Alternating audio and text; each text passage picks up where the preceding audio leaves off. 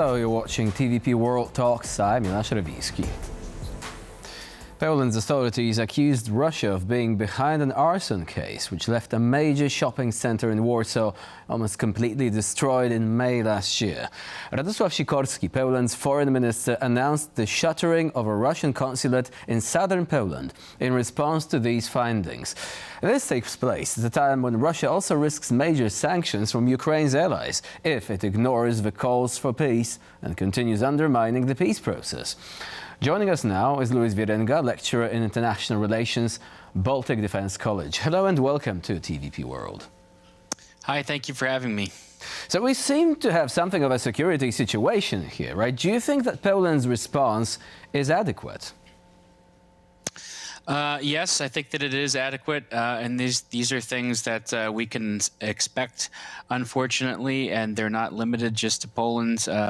In March, Lithuanian prosecutors accused military intelligence from Russia of orchestrating an arson attack on a store in Vilnius, and that broke out 3 days before there was a fire later on in Poland. So, you know, we have to expect the increase of frequency and severity, and every time that these hybrid attacks happen,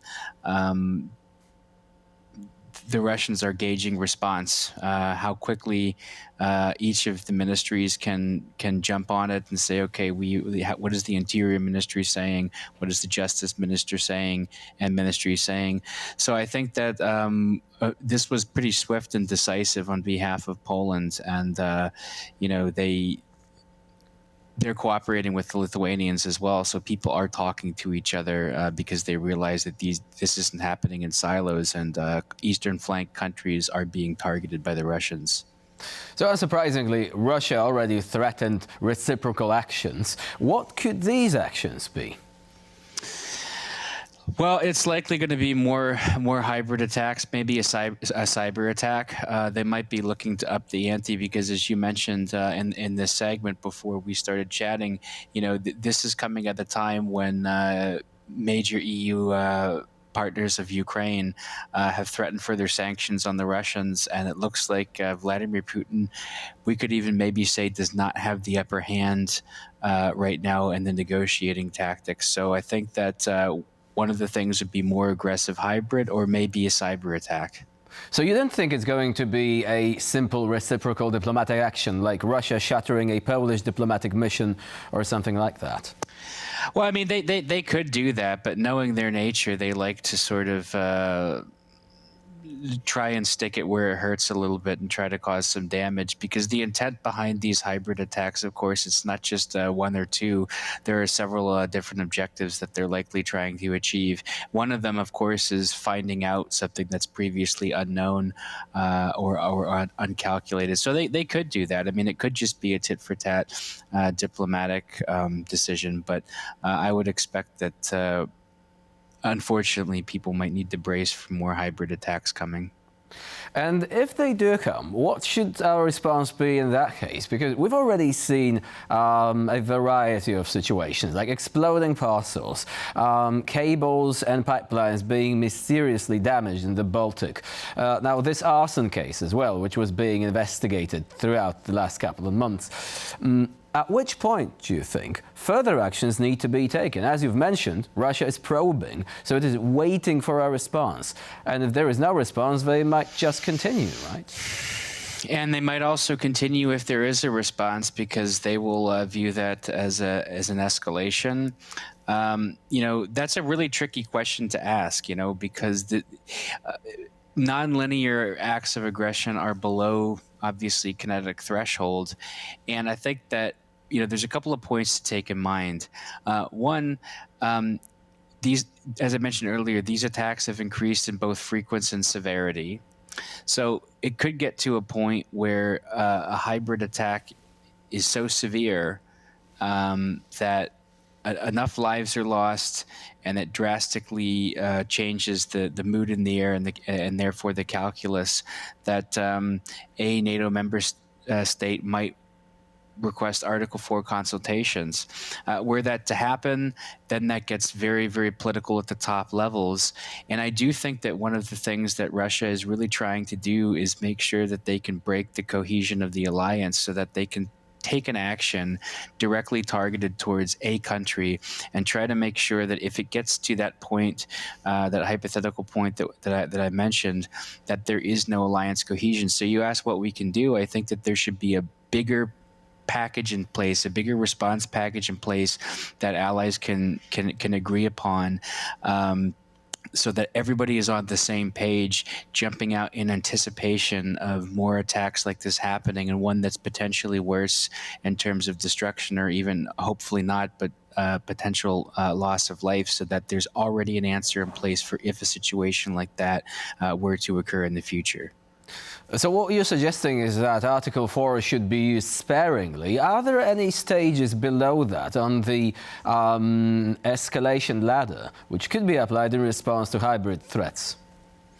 Well, I think one of the issues that we could talk about is joint meetings at the different ministerial levels. So here's where your interior and your defense ministries and also foreign ministries would sit down with, the national security advisory body, parliamentary meeting groups, et cetera, and really have a good coordination response. And then when it goes sort of up another level at a ministerial meeting, because we start to see different formats like the Weimar Triangle and the NB8, the Nordic Baltic 8, the JEF, for example. So that brings in different countries that are allied members, of course, but can do it through separate mechanisms. So I think that would be, and I don't necessarily think that Article 4 should be used sparingly. It should be used appropriately, because that's what it's there for. And the ominous thing right now is that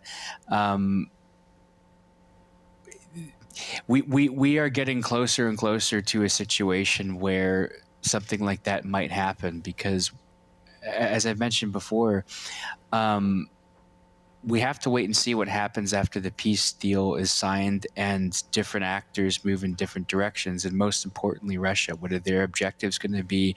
What are they going to do after such a deal is made? How are they going to reconstitute? So we should start thinking about life after this initial second phase of Russia's war of aggression against Ukraine, but we should also think about before then, what is the proper response when there are things on the table. Now, it looks like that response is going to be primarily economic sanctions, but that's been thrown at the Russians before. So if sanctions increase in severity, that's not necessarily a bad thing, but I think that there should really be, and I see a lot of positive signs of this. If you look at what's happening in the Baltic Sea, for example, with Nordic Warden and Baltic Sentry and the like, is that there is a mechanism in place for response time, for monitoring and for response time.